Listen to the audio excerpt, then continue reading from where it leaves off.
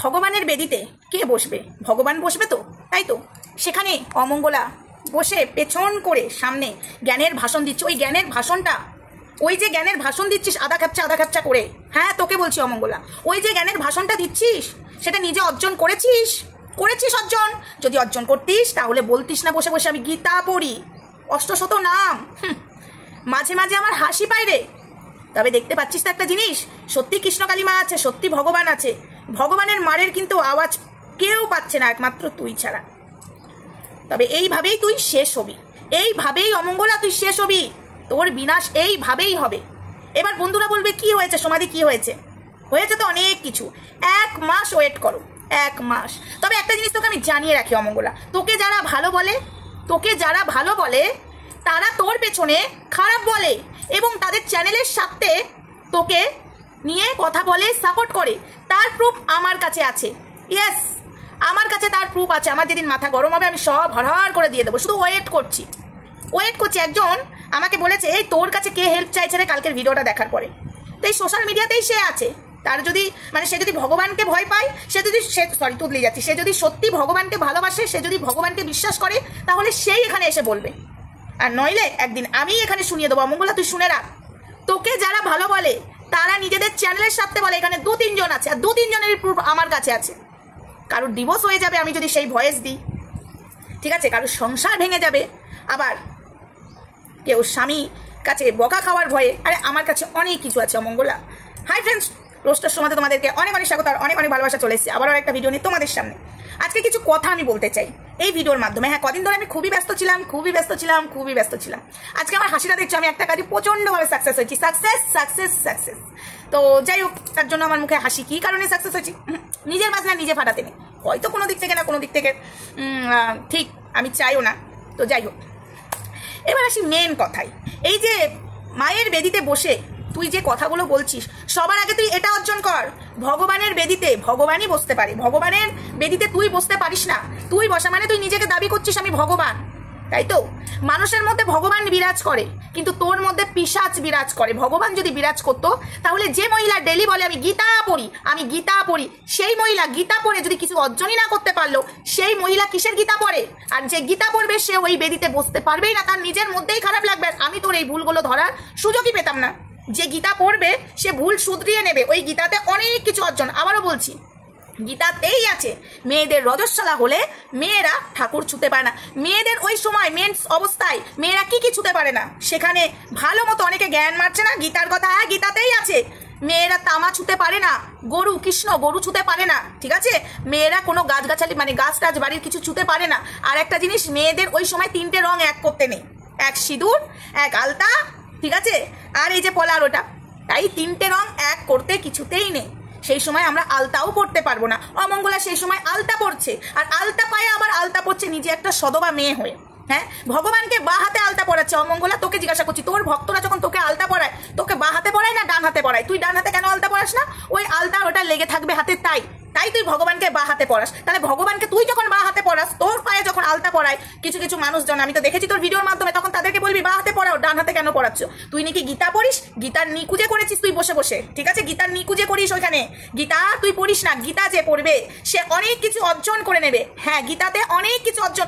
যে ভুলটা না জেনে করবে, যে জানে না পুজোর নিয়ম কিচ্ছু জানে না, সবাই তো আর সব জানতে পারে না। আস্তে আস্তেই মানুষ শেখে, ভুল থেকেই ঠিক হয়। কিন্তু তুই ভুল করছিস, আমরা ঠিকটা বলছি। চল, আমাদের কথা শুনতে হবে না। তুই নিজে জোর গলায় বলছিস আমি গীতা পড়ি, আমি সারা রাত ধরে গীতা পড়ি আর কৃষ্ণ কালিমার সাথে কথা বলি। তুই অ্যাকচুয়ালি আগে ঠিকঠাক কথা বল, তুই কখন গীতা পড়িস আর কখন কৃষ্ণ কালিমার সাথে কথা বলিস, ঠিক আছে?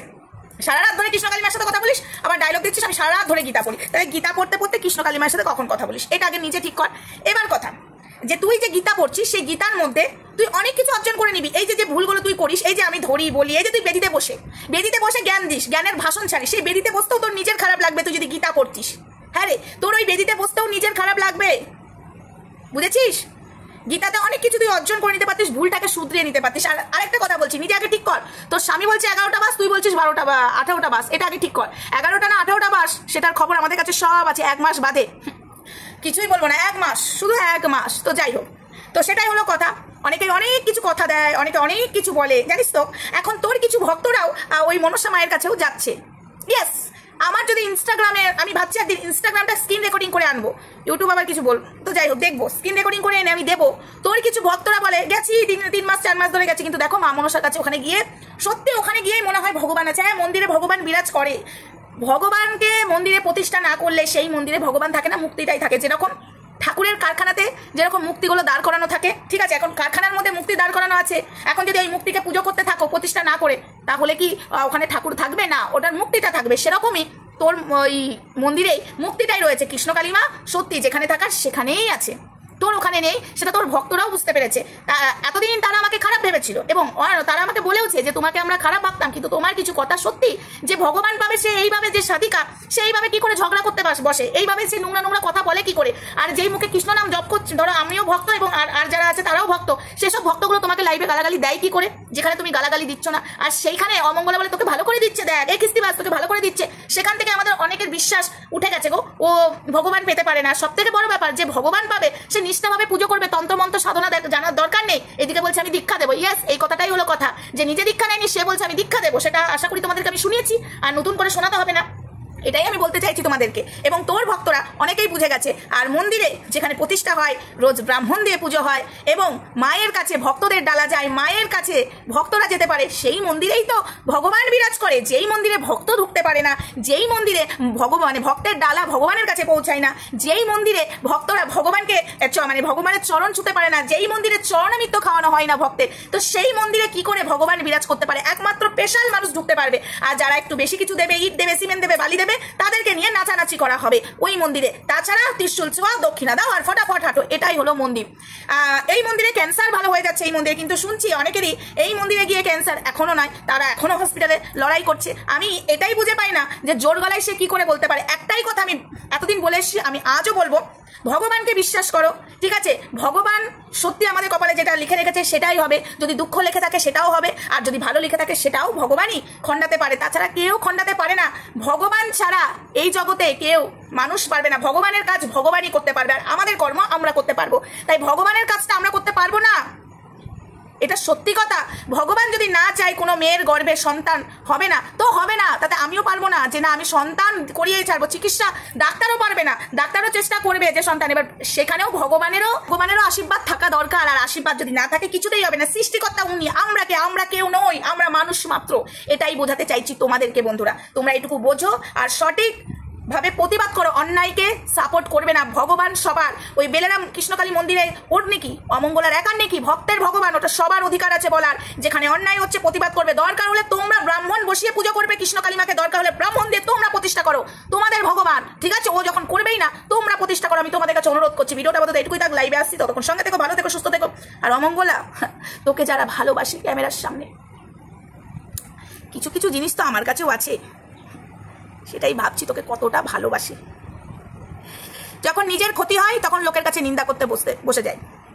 আর একটা কথা, ওই দিদিভাইকে নিয়ে আমি কিছু ওনার ডিভোর্স হয়ে যাবে, ওনার ছেলে পিলে ওনার সাথে অত্যাচার করবে, তাই না হলে পারলে আমি না এখানে আমি কারোর সংসার ভাঙতে চাই না, নাহলে আমি এখানে সবটা শুনিয়ে দিতাম।